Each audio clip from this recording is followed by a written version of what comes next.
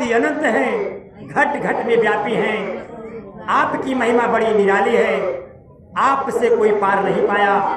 न आपके समान कोई डॉक्टर है, न आपके समान कोई वैद्य है, न कोई आपके समान धनवान है, न आपके समान कोई रंगबाज गुंडा है, और न आपके समान कोई दयालु है, न आपके समान कोई निठुर है। तो शिव गुरु महादेव भोले बाबा, आप कितने महान हैं। यहाँ पर उपस्थित सभी गुरु भैया गुरु बहना ध्यान दें कि हम सब आज शिव चर्चा में आते हैं तो अपनी विपदा लेकर आते हैं और शिव के चरणों में अर्पण करते हैं और सुख की कामना करके यहाँ से प्रस्थान करते हैं। तो हम सब बड़े प्रेम से शिव के चरणों में सर झुकाते हैं और अपने जीवन को किताब करने के लिए आते हैं। सब जानते हैं कि हमारे ऊपर कोई विपदा आती है तो हम दोनों हाथ पसा कर अपने आराध्य देव से अर्जी करते हैं कि हे महादेव भोले बाबा, आप मेरे इस कष्ट को दूर करें। हमें आपका चर्चा करेंगे।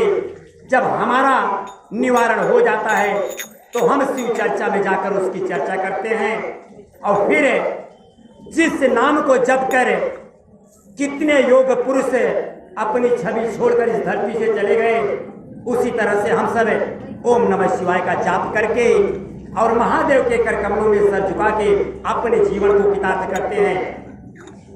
आइए हम शिव चर्चा में कैसे आए, ये बड़ी विचित्र कथा है। यह बासुपुर का शिव चर्चा सबसे प्रथम इस हडिया और इस प्रयागराज में इस धरती पर है। हमारे बड़े बेटे का नाम पवन कुमार और बहू का नाम राधा है।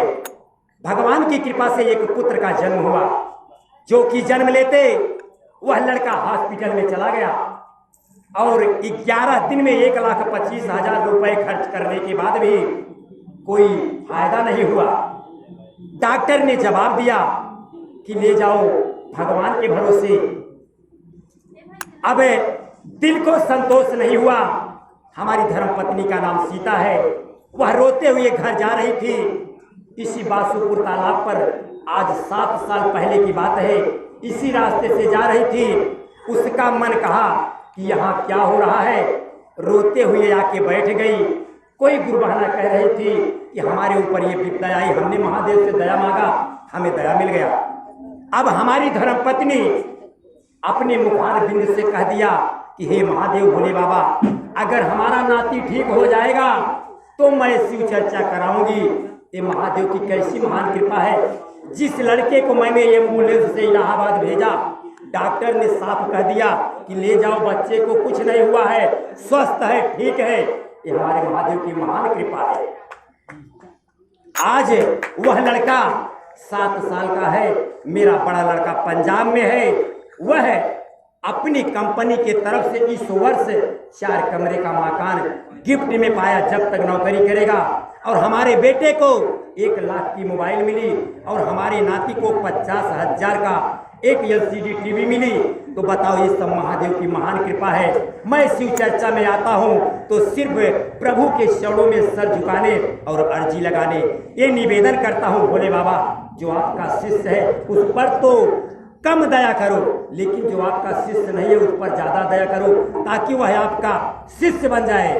तो आप सब ध्यान दें कि अपने जीवन में किसी को परेशान ना करें, किसी को कष्ट ना दें, किसी को दुख ना दें। ये महान शिव चर्चा है।